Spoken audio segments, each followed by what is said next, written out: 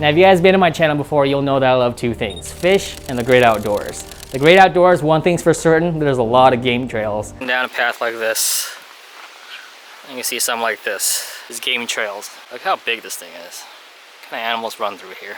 Now, game trails are just made by animals, small and big.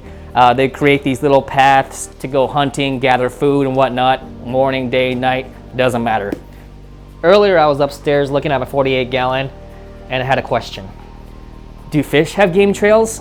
So I filmed them, and here's what I found out.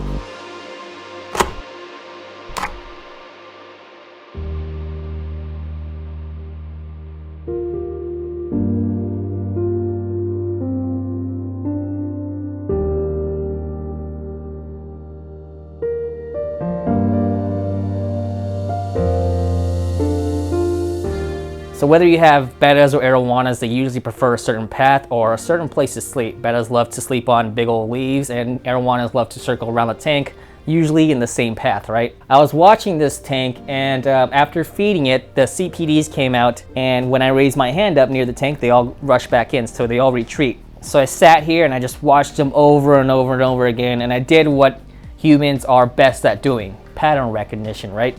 I watched them just come out of the same spots, go back in the same spots. It's always usually the same path.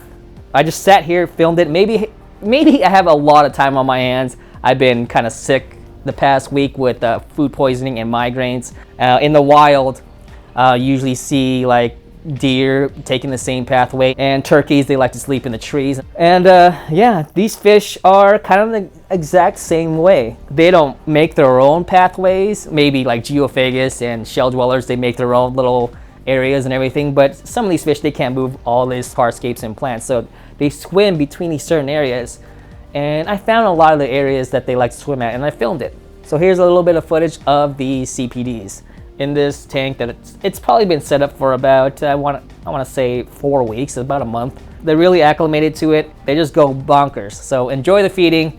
After that, I'll take you guys downstairs with my little vlogging camera and show you guys a little update with the room downstairs, because I haven't put out a video in weeks.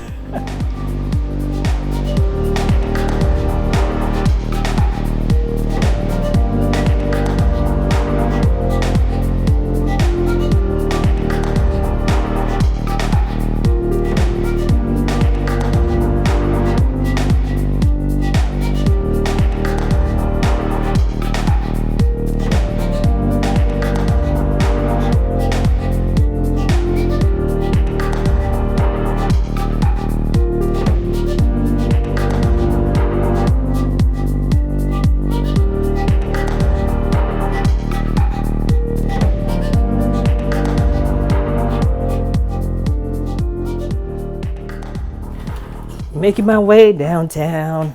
And I need you. All right, guys, check out the fish room. Still the same old business. Nothing has changed. Turtle, still doing well there. Look how low that water level is, and look how dirty it is. I think I'm gonna have plans to just kind of redo this and, I don't know, make this a lot better looking, because this isn't acceptable. This tank cover is kind of clean. It's been doing a lot better, although I do have little algae here and there because of my CO2. It's just so inconsistent. I think it's kind of broken. Some days it'll turn on, some days it doesn't turn on. But I did put the Galaxy Madakas in here, the rice fish. Really cool looking, guys. And here is the 105-gallon made by Custom Aquarium. Thank you to Custom Aquariums. Huge shout out to them. I'm gonna put links down below, of course. I just fed these guys, so there's like poop everywhere. And no babies. I think they eaten the babies, or the babies have died out, because I, kind of went to my girlfriend's house in PA, and it's like 6 hours away. And when I go away, these guys don't get fed. And I have an auto feeder. I'm just so lazy to set it up. Here are the Coensis shell dwellers. These guys are doing pretty good for how big this tank is. I gotta find another tank. I think I'm gonna just get that 10-gallon right there set up and put those guys in there. This tank is just booming with freaking the green jade shrimp. There's lots of green jade shrimp. A lot of them just look like black rose and stuff like that. And some are faded. I'm not culling, I'm just letting them go. Here's a tiny betta that I rescued. Over here I have the cold water tank. I'm breaking this one down and I'm just gonna leave this one. I'm gonna give this one to Lizzie, and so she can escape it. She can have her own tank here at my house and let her do whatever she wants with it. Luckily for her, I just bought a whole box of manzanita from Tom Barr, which I should make a video about that. And not a lot of people watch that Tom Barr video where me and him and Corey and Corvus collected manzanita. Let me know if you guys want to do a rehash of that.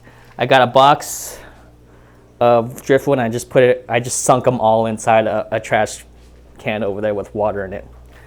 Here's the 55 gallon. Look at all the bristle noses out. Thank you, Randy. The Goyder River rainbows, they look good. They look good. After treating them, a lot of the fin has grown back. This is the guy that was suffering from the fin rot and stuff like that, so he's come back. I still haven't broken this tank down yet. It's just a huge mess. Look at that, how big that Ludwigia is. That is ginormous. That one too. Look how red that one is. So pretty. Same as this tank. Look how many. I think this is the most overstocked tank ever. There's probably hundreds of guppies in here. 3 Corridoras, pandas. I need to buy more, but I can't find any more long fins. And there's a dwarf pea puffer back there. Bunch of shrimp. This tank is just stocked, and all it's running on is 2 sponge filters, and I barely do any water changes. Here is the guppy tank.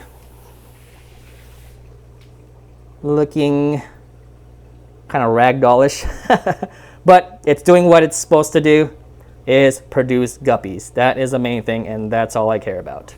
And over here we got the 2 little derps. Look at this guy with the white mouth. It's so funny.